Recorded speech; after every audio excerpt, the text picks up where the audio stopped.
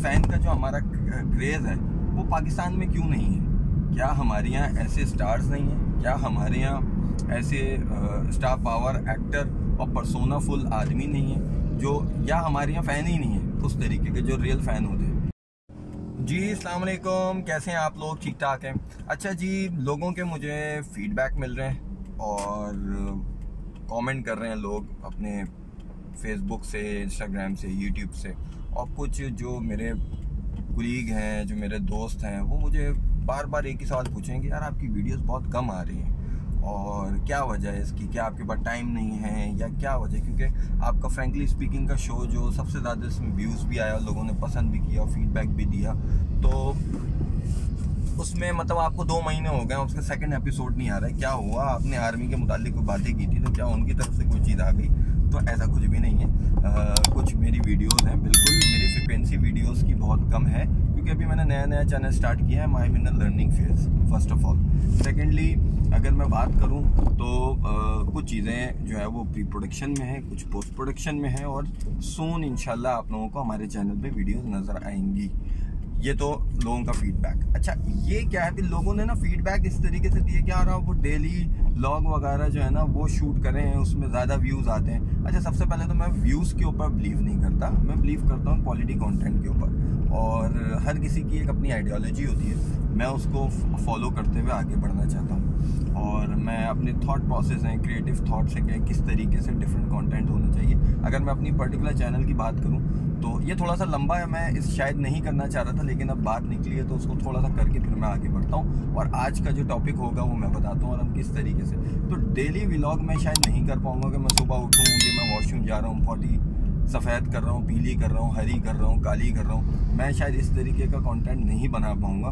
तो सबसे पहले तो उन लोगों को ये जवाब है। हाँ, डेफिनेटली मैंने वो फॉर्मेट ज़रूर पिक किया डेली व्लॉग वाला, और मैं कार के अंदर यहाँ पे बैठा हूँ और उसके ज़रिए मैं किस तरीके से अपना डिफरेंट कंटेंट बना सकता हूँ, ये शायद मैं इसमें अगर कामयाब हो जाऊँ तो आप लोगों को अपना फीडबैक देंगे, अदरवाइज़ और इम्प्रूव करेंगे। और इम्प्रूव की हर दफ़ा जो है वो ज़रूरत रहती है हर चीज़ में इम्प्रूवमेंट की। तो हम बात करेंगे, 2 नवंबर आया और सोशल मीडिया पर डिफरेंट वीडियोस देखी, और क्योंकि फ़िल्म लवर हूँ मैं भी और डिफरेंट फिल्म्स हम देखते हैं, और 2 नवंबर को किंग खान, बादशाह ऑफ बॉलीवुड, शाहरुख खान का जो है वो बर्थडे मनाया जाता है। और मैं हमेशा से देखता था कि किस तरीके से, क्योंकि 90s में अगर हम देखें तो एक हीरो प्रॉपर पैदा हुआ जिसको हमने हीरो बनते हुए देखा। हीरो पैदा होने से मुराद ये है कि हमने हीरो बनते हुए देखा, वो है शाहरुख खान। मैं क्योंकि लेट 80s की मेरी बर्थ है और हमने बिल्कुल उनकी, जैसे कहते हैं ना कि journey from scratch to the winner and the Badshah of Bollywood, वो हमने देखा। तो मैंने कुछ वीडियोस देखी कि किस तरीके से फैंस रात को उनके घर में बाहर, मन्नत के बाहर जो है वो उनकी सिर्फ एक झलक के लिए वेट कर रहे हैं। और मतलब सिर्फ, और ये भी नहीं कि जैसे हमारे यहाँ धरने में होता है ना कि सिर्फ 1000 की क्वांटिटी होती है और बताते हैं कि भाई कोई मिलियंस लोग जो है ना उस धरने के अंदर शामिल हैं, ऐसा कुछ भी नहीं। Really millions of people roaming around his home मन्नत, just to see his single shot और single frame, कि भाई आएंगे और भाई जो है ना वो अपना जो है वो फेस दिखाएंगे। ये फैन का जो हमारा क्रेज़ है वो पाकिस्तान में क्यों नहीं है? क्या हमारे यहाँ ऐसे स्टार्स नहीं हैं? क्या हमारे यहाँ ऐसे स्टार पावर एक्टर और पर्सोना फुल आदमी नहीं है जो, या हमारे यहाँ फ़ैन ही नहीं है उस तरीके के जो रियल फ़ैन होते हैं? या सिर्फ और सिर्फ सोशल मीडिया पर बैठकर बैशिंग करेंगे कि ये हो गया, चाहे वो किसी भी फील्ड की हो, not specifically showbiz, politics, even ये कि क्रिकेट। हमारे यहाँ क्रिकेट क्योंकि बेहतरीन तरीके से अगर देखा जाए तो क्रिकेट बहुत ज़्यादा आजकल, बाबर आजम को हम बहुत सपोर्ट कर रहे हैं हर तरीके से, ऑल्दो कि अभी रिसेंटली उनकी कैप्टनसी के ऊपर भी बहुत ज़्यादा क्वेश्चन मार्क लग रहे हैं। तो क्या हमारे पास नहीं इस तरीके के कोई आइडियल हमारे पास नहीं है? ये हमें सोचने की बात है। और ये बात मेरे जहन में तब आई जब मैंने वो क्रेज़ देखा और मैंने डिफरेंट जो है वो लोगों की वीडियोस देखी। तो सबसे पहले आज हम बात करेंगे शाहरुख खान के ऊपर। और दुनिया भर में, स्पेसिफिकली इंडिया में कुछ कम्युनिटीज़ बनी हुई जो कि SRK डे के नाम से 2 नवंबर को सेलिब्रेट करती हैं, उनके फैंस ने बनाई हुई। तो पहले कुछ SRK से रिलेटेड बात करेंगे और उसके बाद फिर हम बात करेंगे कि क्या वजूहात हैं कि हमारे यहाँ स्टार्स को या फैंस उस तरीके के नहीं है जिस तरीके से इंडिया में है, या इस तरीके का क्रेज़ नहीं है। तो बात करते हैं किंग ऑफ बॉलीवुड की। जी, शाहरुख खान ने अपने करियर का आगाज़ जो है वो बेसिकली किया टीवी सीरियल से, डिफरेंट टीवी सीरियल्स में। अच्छा, he is actually the graduate of mass communication, और उसके बाद जो है उन्होंने थिएटर किया दिल्ली से, और दिल्ली से थिएटर करने के बाद डिफरेंट थिएटर स्कूल्स में परफॉर्म किया, डिफरेंट थिएटर्स उन्होंने परफॉर्म किया। उसके बाद उन्होंने कुछ ड्रामा सीरियल्स किए। In the early career of his films basically he was very reluctant to join the Bollywood, और उन्होंने बहुत सारी फिल्म्स जो हैं वो शायद रिफ्यूज़ भी की। और उसके बाद उन्होंने आहिस्ता आहिस्ता जब उन्होंने 3-4 प्लेस कर लिए, उसके बाद आई थिंक ही रियलाइज़ कि नहीं, शायद जो बड़ा मीडियम है, क्योंकि वो एक्टर थे, परफॉर्मर थे, और उनकी लुक अगर देखी जाए तो उस वक्त इतनी चार्मिंग नहीं थी। वो बहुत ज़्यादा डल और शाय किस्म के आदमी थे। और फिर उनको फिल्म ऑफ़र हुई हेमा मालिनी जी की, सबसे पहली दिल आशिकाना, और अगर मैं नाम सही ले रहा हूँ तो आई थिंक नाम मैंने कुछ गलत लिया है, लेकिन हेमा मालिनी जी की फिल्म इनको ऑफ़र हुई, और उन्होंने बहुत बैक एंड फोर्थ करके अपने डिफरेंट लोगों से, अपने टीचर से मशवरा किया और फिल्म को एक्सेप्ट किया, और ही स्टार्टेड शूटिंग। अनफॉर्चुनेटली वो फिल्म रिलीज़ पहले नहीं हुई, और वो उनकी जो डेब्यू फिल्म कहलाई वो दीवाना कहलाई, जिसके अंदर वो ऋषि कपूर के साथ सेकंड लीड पर थे और दिव्या भारती उसमें, और ये फिल्म हिट हुई।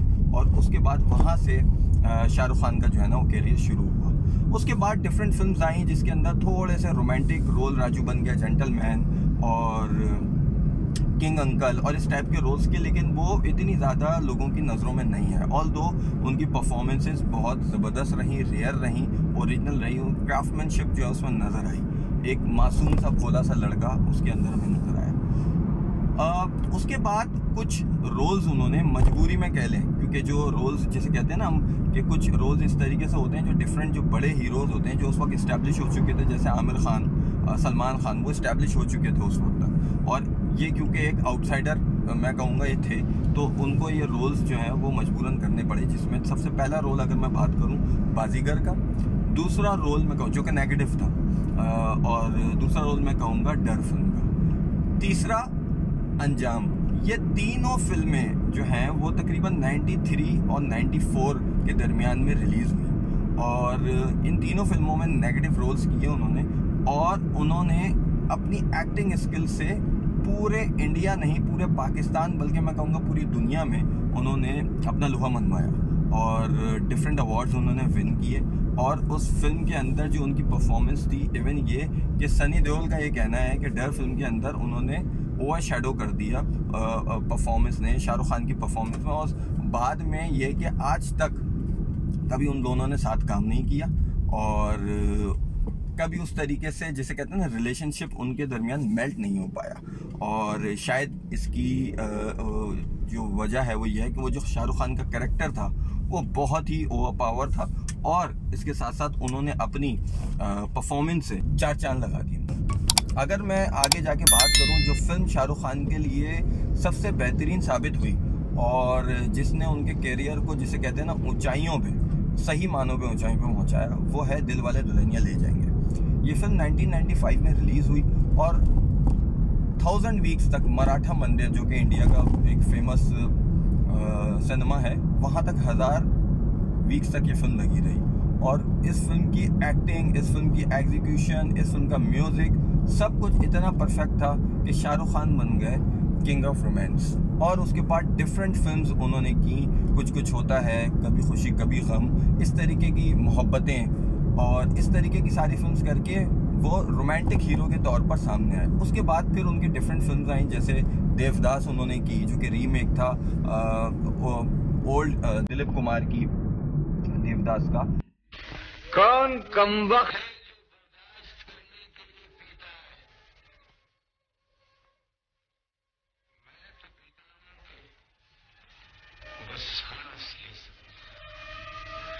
और ऐसी जगह से उठकर जाने की ताकत नहीं है ना। कौन कमबख्त बर्दाश्त करने को पीता है? हम तो पीते हैं कि यहाँ पर बैठ सकें। तुम्हें देख सके, तुम्हें बर्दाश्त कर सके। लोगों ने बहुत क्रिटिसाइज किया एट दैट टाइम कि यार वो रीमेक कर रहे हैं, अपने आप को दिलीप कुमार से मिला रहे हैं, लेकिन he actually learn so many things from Dilip Kumar sahab, और वो उनके पास गए, उनसे एक्टिंग के बारे में सीखा भी, और ना सिर्फ के सीखा बल्कि इस रोल की परमिशन ली, और उसके बाद उस जो उनकी जर्नी थी उसके बारे में सीखा और फिर इम्प्लीमेंट किया, और वो फिल्म क्या थी और क्या बनी ये आज हम सबके सामने।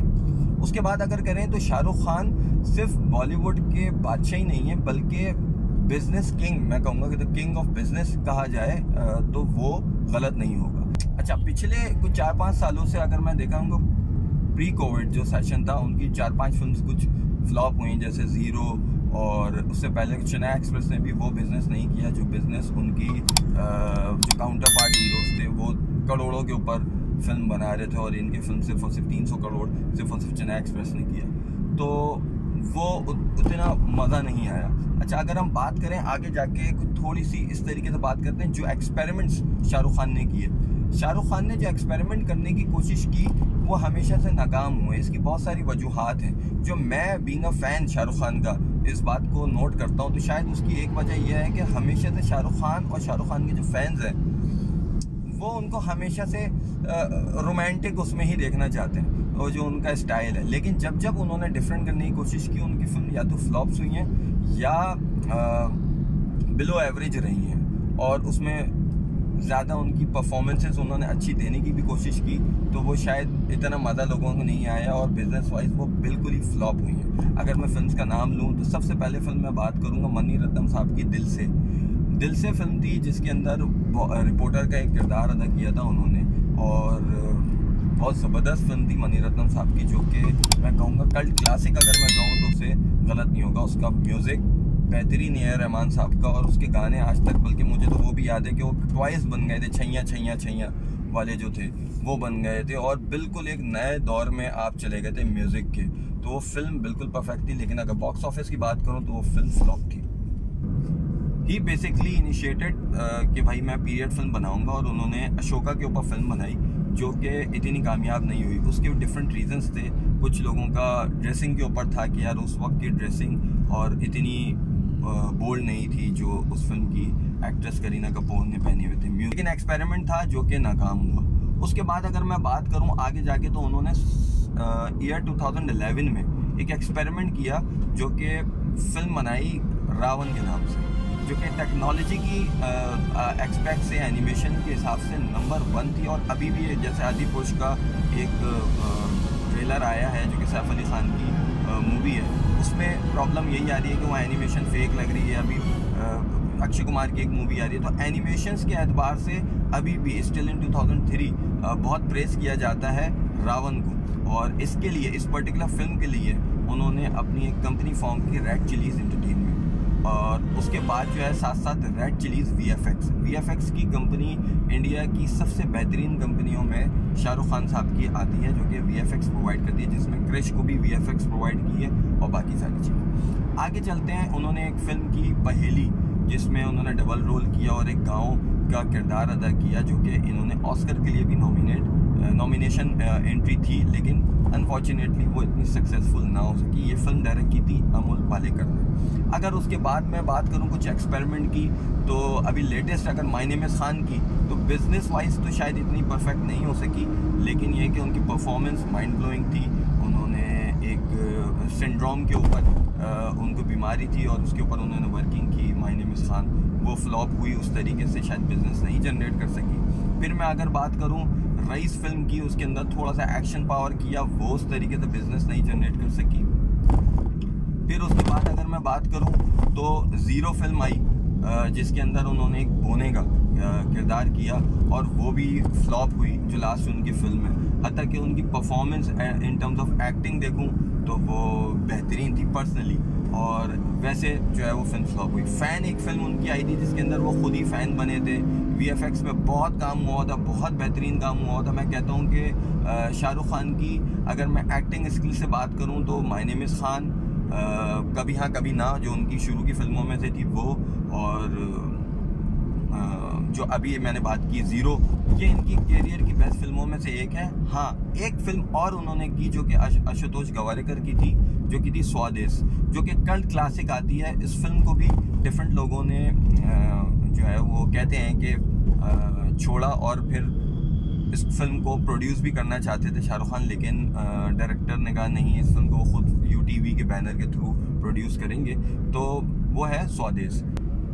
अच्छा, अब आगे चलते हैं। तो ये एक्सपेरिमेंट उन्होंने किए और लेकिन फिर भी वो नाकाम रहे। अभी इस बर्थडे में जो कि 2 नवंबर है, और जब तक मैं एडिट करके अपलोड करूँगा, आई डोंट नो कि क्या डेट हो चुकी होगी, उन्होंने अपनी कुछ नई अनाउंसमेंट की है कि नया टीज़र आया है, जो कि ट्रेलर के तौर पे साबित हुआ, टीज़र नहीं, वो है आपका फिल्म पठान का, जो कि यश राज बैनर के थ्रू बन रही है। तो यश राज के थ्रू जो बन रही है वो ट्रेलर बहुत मार्वलेस है, शाहरुख खान का कमबैक है। इसके साथ साथ अब जो शाहरुख खान की डिफरेंट फिल्म आनी है, उसमें राजकुमार हिरानी की डंकी, एक फिल्म जो उनकी आनी है वो आनी है साउथ के डायरेक्टर के साथ, एटली के साथ, जवान। तो शाहरुख खान के 3 प्रोजेक्ट हैं अगर मैं ओवरऑल बात करूं, जो कि अभी आने, एक पठान, डंकी और जवान। ये तीनों शाहरुख खान के करियर के ऊपर एक जिसे कहते हैं ना कि उनके ग्राफ के ऊपर डिपेंडेंट है ये 3 फिल्में, कि उनका फ्यूचर क्या होगा क्या नहीं। अच्छा, अब हम चलते हैं कि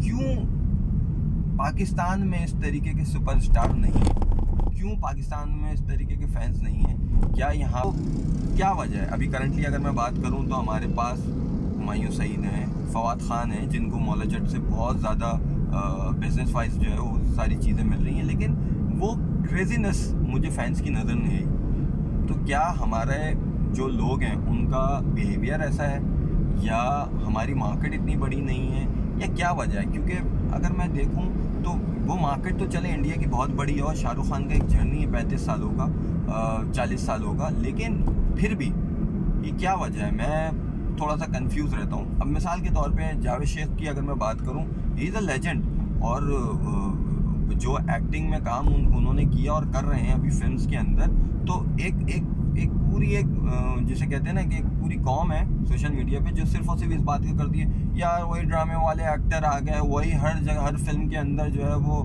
जावेद शेख को ले लेते हैं, कभी बाप बन जाता है, कभी दोस्त बन जाता है, कभी ढक्कन किस्म के एक अंकल बन जाते हैं जो कि फ़नी हरकतें करते हैं। तो हमारे पास और है कौन। और अगर ये बात की जाए कि है कौन के अलावा की अगर मैं बात करूँ, तो उनकी परफॉर्मेंसेज अगर मैं देखूँ, चाहे नामालूम अफराद हो या जो भी हो, उन्होंने जितनी भी फिल्म्स की वो आउटस्टैंडिंग थी, और ही डिज़र्व एक्चुअली दी अप्रिसिएशन और सारी चीज़ें। लेकिन बात वहीं आ जाती है कि उनके फ़ैन ही नहीं है उस तरीके से जो मीट एंड ग्रीट कर सके, जो एक फ़ैन का क्रेजीपन होता है वो नहीं है, चाहे वो हमारी फीमेल एक्ट्रेसेस हों या हमारी मेल एक्टर हों। अगर हम देखें तो वो कुछ है ही नहीं। तो मैं इस बात पे पहुंचा हूं कि मेरे पास इस बात का जवाब नहीं है। हाँ, लेकिन शायद ये कहना मुनासिब नहीं होगा कि हमारे यहाँ इतने बड़े स्टार नहीं हैं जितने बड़े शाहरुख खान साहब हैं। हमारे यहाँ भी बहुत बड़े लेजेंडरी मतलब जिसे कहते हैं ना कि एक्टर परफॉर्मर गुजरे, उमर शरीफ साहब हैं, मोइन अख्तर साहब हैं, अनवर मकसूद साहब हैं। सिंगर में बात करूँ तो आतिफ असलम है अभी करंटली, और पुरानों की बात करूँ तो मेहदी हसन साहब हैं, नूर जहाँ साहिबा थी। तो इतने सारे अगर हमारे लोग गुजरे हैं, उसके बावजूद अगर हम उनको प्रेज़ ना करें, हमारे यहाँ तो उल्टा हिसाब हो जाता है। हमारे यहाँ उल्टा हिसाब होता है कि बेचारा अगर कोई आर्टिस्ट जो है वो जब अपनी चीज़ें छोड़ता है, जाता है, कैरियर उसका डाउनफॉल पे जाता है, तो हमारी इंडस्ट्री उसे भूल जाती है कि वो कौन था कौन नहीं था, उसको प्रेज़ नहीं करते। इवन ये कि हमारे यहाँ कोई इदारा ही नहीं है कि हम अपने आर्टिस्ट को प्रोटेक्ट कर सकें, उनकी लिविंग के हवाले से बात कर सकें। आपके हमारे सामने ही गुजरा है कि हम जब स्टेट और जो उसके साथ के जो कुलीग हैं, अगर वही उसको सपोर्ट नहीं करेंगे आर्टिस्ट को, तो फ़ैन क्या करेगा। फ़ैन तो आपकी जाके फिल्म देखेगा 500, 600, 700 रुपए के टिकट में, और उसके बाद आपके बारे में पूछेगा भी नहीं, वो बोलेगा अच्छी इंटरटेनमेंट थी उसमें से। अच्छा, मेरी जो सजेशन है इसके ऊपर वो ये है कि अगर हम ये देखें तो पहले कोविड से पहले जो फिल्म की प्रमोशन होती थी वो डिफरेंट यूनिवर्सिटीज़ में होती थी, और हॉर्न भी बच गया, इसका मतलब शायद मेरा टाइम बहुत ज़्यादा हो गया। तो फिल्म के अंदर फिल्म की प्रमोशन जो डिफरेंट यूनिवर्सिटीज़ में होती थी, और जो है ना वो यूथ को टारगेट करके और सपोर्ट करते थे फिल्म को। शायद इसमें मेरी सजेशन ये है कि आप आर्ट स्कूल्स, फिल्म स्कूल्स जो है पाकिस्तान के, उनको ये फिल्म वहाँ पे प्रमोट करें और वहाँ के स्टूडेंट्स को प्रोडक्शन का पार्ट बनाएं और उनको फिल्म मेकिंग सिखाएं, समझाएं, उसकी लर्निंग और उसके कोर्सेज में उनको सपोर्ट करें। और इसके साथ साथ वहाँ से आपके फैंस भी डेवलप होंगे, वहाँ से आपका जो बॉलीवुड के जैसे कहते हैं ना कि वहाँ से आपके फैंस भी डेवलप होंगे और वहाँ से आपका टैलेंट भी इंक्रीज़ होगा। तो एक तो मेरी सजेशन ये है, और दूसरी चीज़ ये कि आपको यूथ जो है ना उसको टारगेट करना है किसी तरीके से फ़ैन बिल्डिंग में। अब हमारे यहाँ होता ही है कि एक फिल्म अगर कोई करता है एक्टर या एक्ट्रेस तो उसी के पीछे हम सारे पड़ जाते हैं, और ये मेरी तरफ से सजेशन है। लेकिन अगर मैं बात करूँ फैंडम की तो वो मेरा ख्याल है अभी हमें उस मैयार तक पहुँचने में शाहरुख खान और अमिताभ टाइप के जो फैंडम है वो हमारे यहाँ पाकिस्तान में एग्जिस्ट तो करता है, लेकिन वो जो क्रेज़ी फ़ैन है वो शायद नहीं है, और शायद मुझे अनकरीब शायद 5 से 10 सालों में नज़र भी नहीं आ रहे। तो उम्मीद है आपको वीडियो अच्छी लगी होगी, और कोई सजेशन हो, कोई टॉपिक हो आपको लग रहा हो कि जिसके ऊपर बात की जा सकती है तो वो बिल्कुल करेंगे। और अपना ख्याल रखिएगा, फिर मुलाकात होती है। जब तक लाइक करें, सब्सक्राइब करें, शेयर करें। अल्लाह हाफ़िज़।